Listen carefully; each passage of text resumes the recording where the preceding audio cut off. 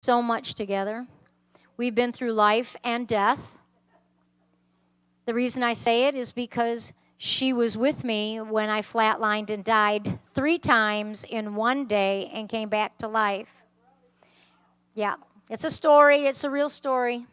You can get my book back there, Faith Arising, 8 Resurrections. Now there's 11. We've now seen 11, including a rose bush, a dog, and a fish. Yeah, it's the truth. But she was there when they came in and tried to resuscitate me, and I died the 3rd time, and then finally came back into my body after I looked up from the grave and said, send me back to preach the gospel to the lost and dying world. And God put me back in my body, and the road to recovery was a long time. It was a long time, but it was well worth it. Not only that, she is our team builder, master team builder for Destiny Arising. She's on the executive council of Destiny Arising. And I just want you to welcome Reverend Paulette Horvath. Come on.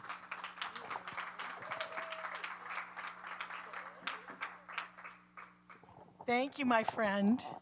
Friends for a long time. Yeah. Well, Karen and I were there. Yeah. We were on our way to that hospital, and we were speaking life. We're like, no way, we are not accepting death. We are speaking life. And sure enough, but God.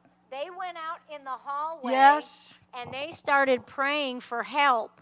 And out of nowhere, pastors throughout the community were led to the hospital, and one by one, they streamed into my room and spoke life.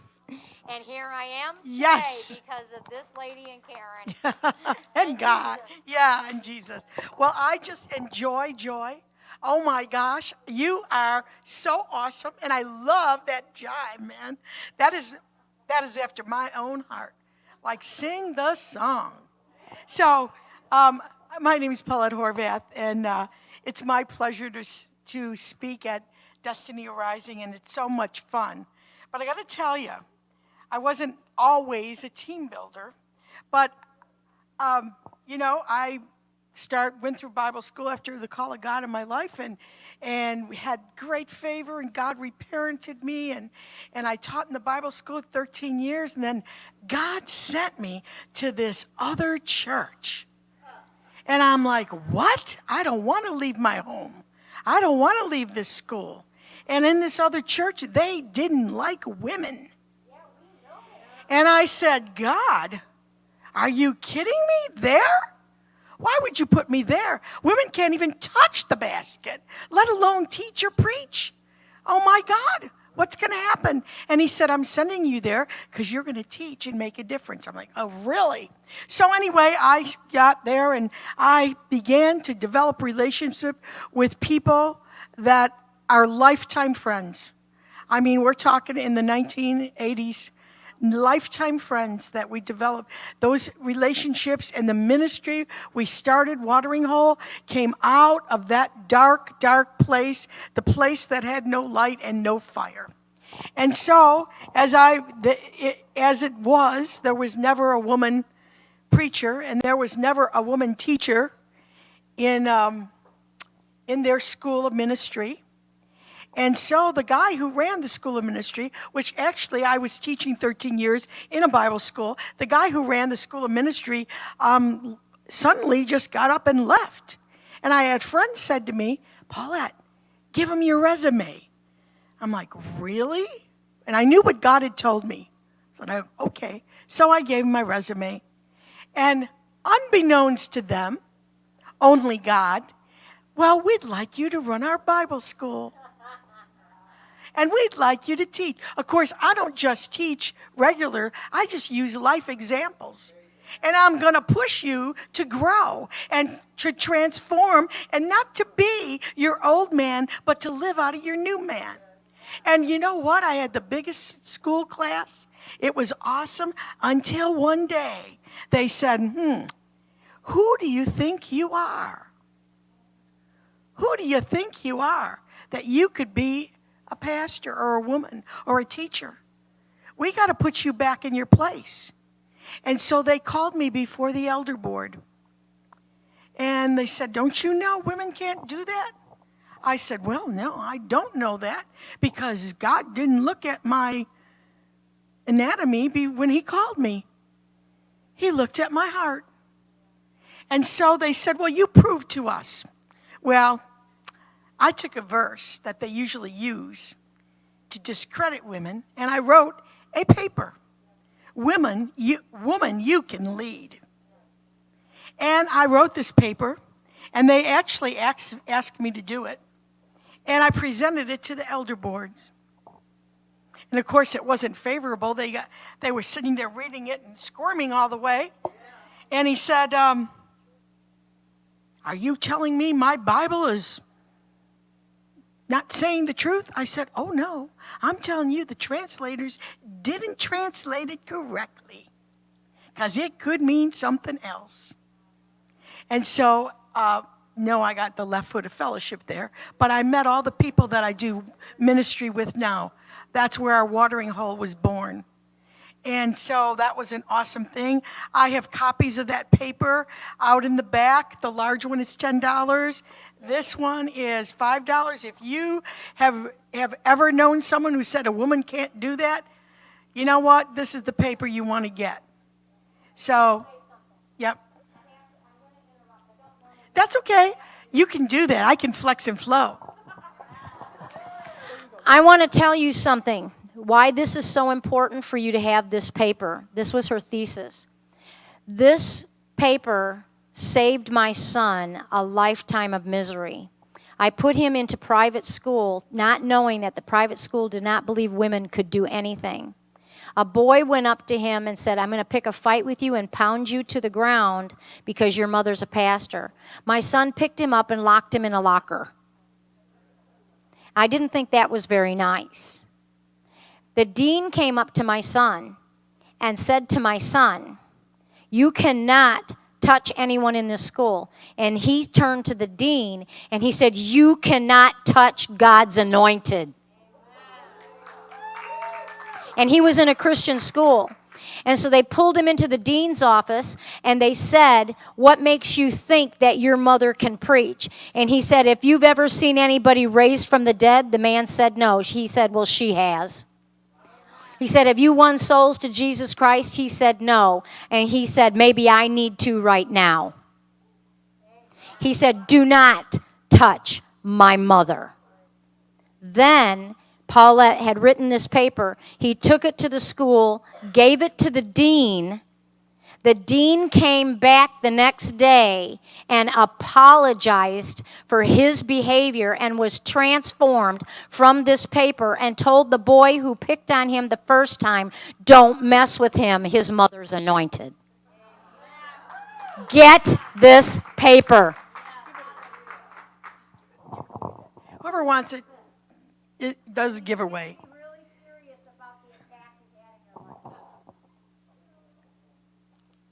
So I kind of grew up and I was like, okay, I was the kind of kid that said, don't tell me that can't be done. Don't tell me that can't be done. If there's a will, there's a way. Just don't tell me it's impossible because I will be set out to show you that you are wrong. And so I'm like, God, you can do anything. So this is so cool and so awesome. And I got to do life with Dr. Teresa. She's my good friend and get to run with all these awesome women and joy. I love that because I've always concentrated on my strengths. And I am not looking at my weakness, even though I know who they are. And one of mine is I can't sing, but I love to make a joyful noise. I can move. I love singing. I do. I love music. I love singing. And I'm like, God, why didn't you give me that gift? But I don't. Okay. I'll tell you a little secret. When I got married, my husband said, honey, do not sing lullabies to our babies. They will be tone deaf. That's the truth. That's the truth. That's the truth. But I can sing in the shower, right? I I love to sing. I've always got music going on. So when we talk about building healthy teams and healthy relationships, it starts with relationships. You know, it starts with being with people, getting to know people. And you want people with that's your tribe, that is, you know, that we have common goals. We want to be with those kind of people. Don't we? I mean, we want to connect. And when I say connect, I mean on a heart basis, connect. Not just, oh, how are you? What's your name? Where do you live? I mean, I want to connect, really. And that's what Teresa and I do. We tell each other the good, bad, and ugly, and we love each other. And we have mutual respect for each other. You know, that regard and that positive feeling and the value that we see in each other. And that's what God does. He sees value in every human being.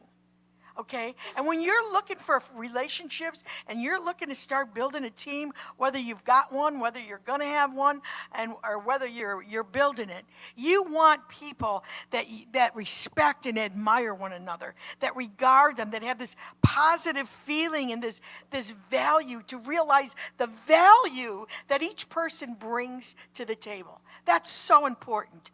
Tolerance, and I love this one. This is tolerance. It's the ability to look beyond the differences of opinion and ways of doing things. And I have to tell you a little story about that. I'm part of a team in another ministry, and I kind of had to be kind of strong in an area, and they said, well, that's just what we love about you.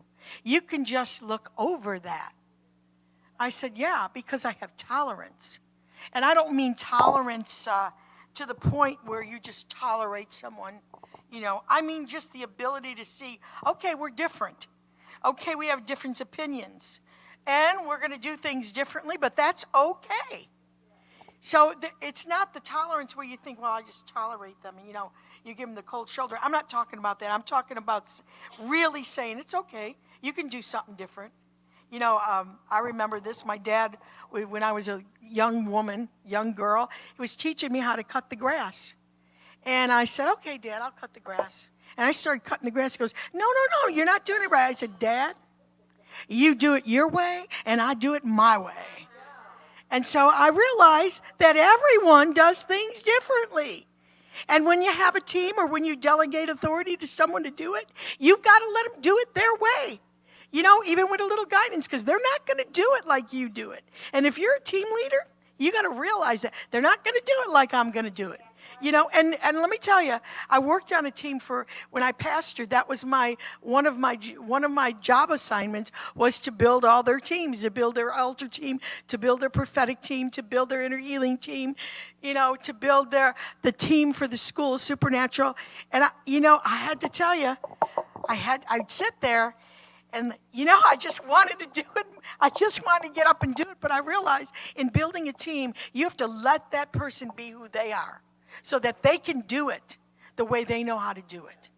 And that's sometimes hard, you know, because I'm one of those people that I go. You know, I get up in the morning and I go. And then when it's bedtime, I crash and I sleep. So that's the kind of person I am. You know, like I would rather stand than sit. Like I have a really hard time sitting. I like fidget all over. I notice that. I look around the room, nobody else is doing that. I do. You know? And I'm like, I'm just not comfortable. I mean, if I'm not singing or clapping, I do it in church. I'm like, I'm like, gee, I'm wired a little bit different here. Now that's okay.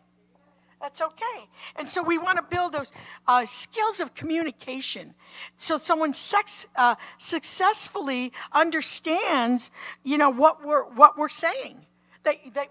Communication isn't what we say. It's that you've already given them your heart and they understand what you mean. It's not just talking. And we want to celebrate each other. Those are common great skills in building good relationships. So when you're building a good relationship and you've got these relationships with people, and now you're starting to look for good team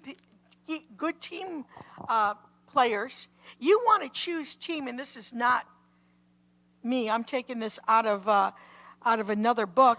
But you look for people that are humble, hungry, and smart. Humble, I mean, not an egomaniac.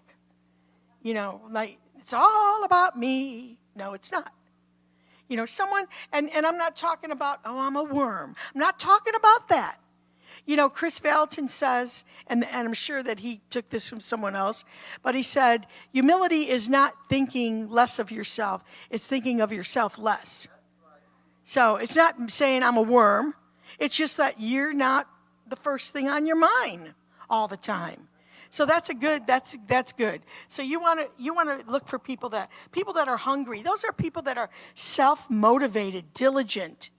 They have pushed themselves. They're committed to doing the job well. My senior leader, my senior pastor leader, whenever I had a job evaluation at the church, he goes, I sure wish everyone was like you. Because I would go in our meetings and he would tell me, this is what I want done, boom, boom, boom. And I'm like, my engine started revving. Like, get it done. So I would go in there and I would get the job done. Because that's how I'm wired. My husband always says at home, he goes, why don't you sit down and have lunch or rest? I go, oh, no. Today I have a mission.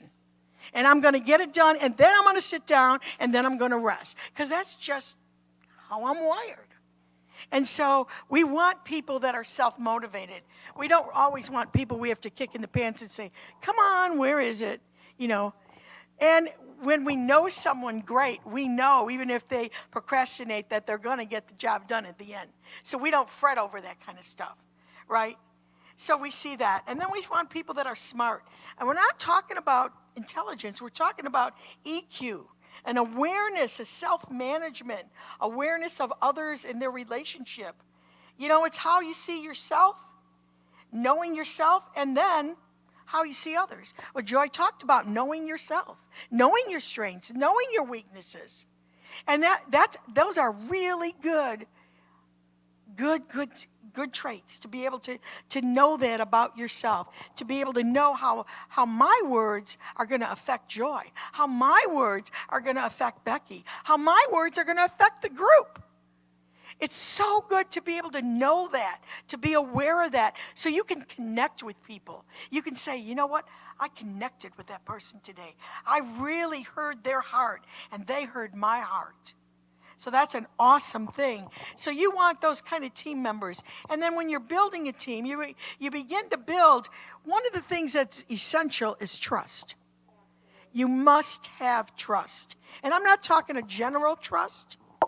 I'm talking about a vulnerability trust. Someone that when you get to know them, that you can tell them everything, and they're not going to judge you. They're going to tell you the truth in love if you need to know that.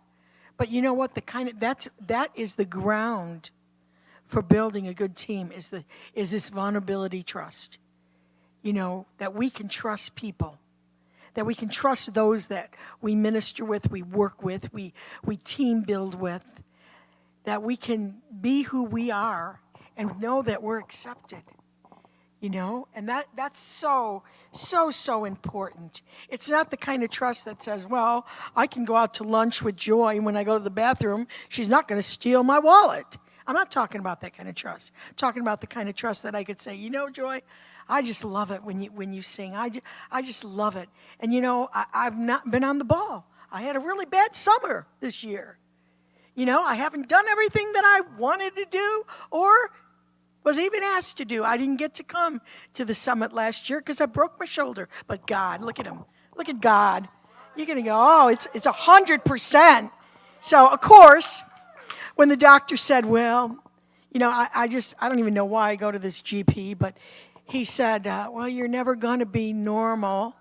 I'm not normal anyway, so I'm not like you, but you're never going to be able to move that all the way. I'm like, oh no, there you go again. I'm going to prove you wrong. And so I did, and I'm like, okay, here we go, all the way back, all the way up, all the way across. And so I was bound and determined, and the power of God was on my side, not his. So awesome. God is so good. Isn't he awesome? And so that's the kind of trust that we want when we work on and develop our teams, not afraid to share ourselves, not ashamed to, to be able to say, I'm really dealing with this, And so that's awesome. We want, in our teams, we want to be able to solve conflicts. I'm, in my personality kind of test, I'm not one that works well with conflict. That is something that is a stressor in my life. So I don't really like conflict. But I'm also not the one that likes to cover over it and pretend it's not there. I want to solve the problem. Let's get this dealt with. So I don't do good with sweeping it under the rug. I mean, there's a problem there, and I'm not afraid to address it, and I think we need to do something about it. Let's solve this problem. And I'm one that'll get, like a bulldog, get my teeth on it and say, got to be an answer. Got to be an answer. There's an answer. God's got a solution here. Let's find it. Let's do it. Let's work together. And so in solving conflicts, there are different ways people do that. Some people, when they want to solve a problem, they use power. And they're, okay, I'm a leader, and I'm going to use my power and authority, and this is how it is. Well, that's not really the best way to solve a conflict, because people get resentful. They might conform, but that doesn't mean that you're on the same page anymore. Yeah, and then there's the ones that's collaboration, where it's a win-win situation, where you discuss it and you go over it and you figure it out until you solve it. And that's the best one, of course, because you want to collaborate with people and you want to be able to both win. Well, then there's the other one when you, okay, I lost my place here. The compromise or the negotiation is when one person gives it up. Well, one wins and one loses. That's not always the greatest thing either, because what happens is the commitment of the team kind of dwindles down and you lose commitment. Okay? And then there's the denial and the avoidance. I am not good with denial and avoidance. I'm just not good at it. If there is an elephant in the room, there is an elephant in the room. I just can't look the other way. I'm like, look, there is something wrong. Let's solve this together. And I don't do well when people just want to avoid it and they want to just say it doesn't exist. And I'm like, no, that's not a good thing. So, and then those are those that smooth over problems on the surface. They smooth it over and there's harmony maintained. Well, I say pooey on that. There's not really harmony. Underneath, there's still conflict. And I'm not good with that either. I'm just not. And so people say, well, you just need to get over it, Paulette. Well, guess what? I can't get over it until it's solved and we both win. It isn't that I want to be right, which I like. Everyone likes to be right? I mean, I do like to be right.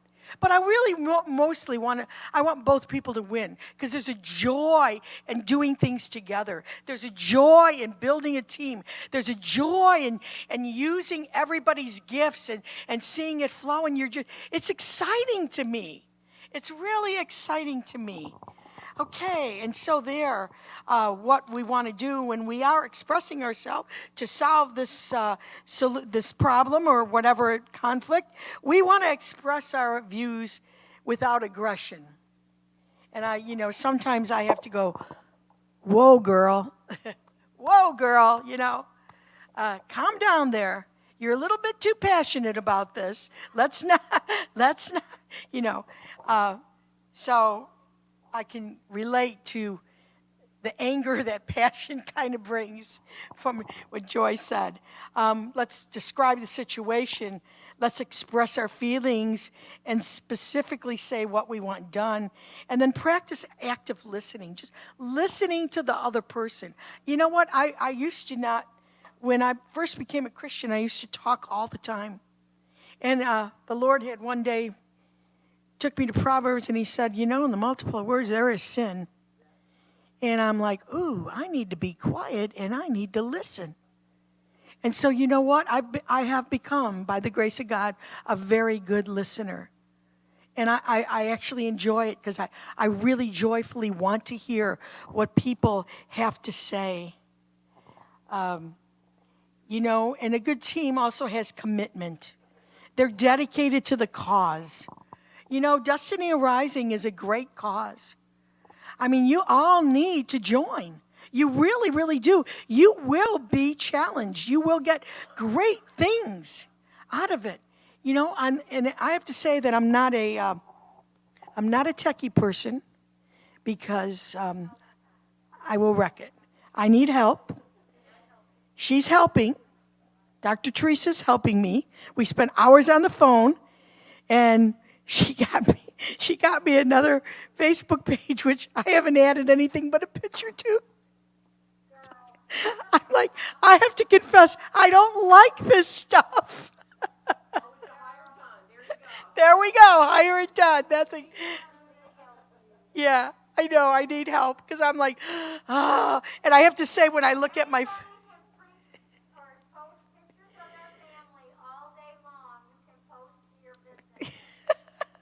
Yeah, I like posting my family. I do. I like that.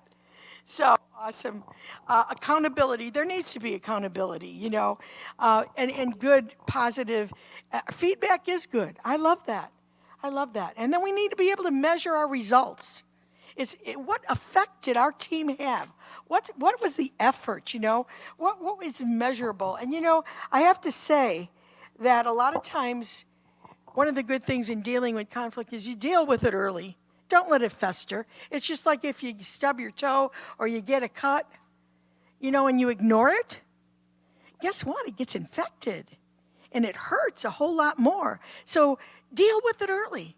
Now, I love teams. I didn't always work in a team. A lot of things was like, very self-motivated, very self-independent. I could do it. But God changed me and realized the value of working in a team. And I enjoy it. So I was so privileged, and I got to help build our church team for 19 years.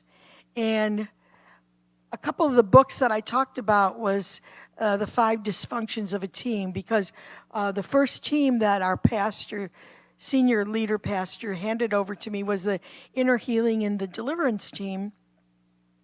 And I had come in there, and I had been training her team that she had developed in theophostic ministry. And it was good. And when she handed it over to me, we had a huge team, but I started seeing stuff. I'm like, ooh, you know what? We got to deal with this, because that's just who I am. Let's deal with it. And it was a trust thing. And that's how I got on that book, The 5 Dysfunctions of a Team. So that's one of the books that I recommend, and also the book on trust. It's on your handout because it's so important. Because without it, you can't build a healthy team. And you can't build a healthy marriage. You can't build a healthy church. You can't build anything without trust. And so I leave you with that. I say, you know what? We, as Christians, trust in the Lord Jesus Christ for our salvation, our sanctification, our redemption. He did it all for us and gave it to us when we surrender. So I say, hey, have fun, build teams, and enjoy one another's differences. Thank you very much.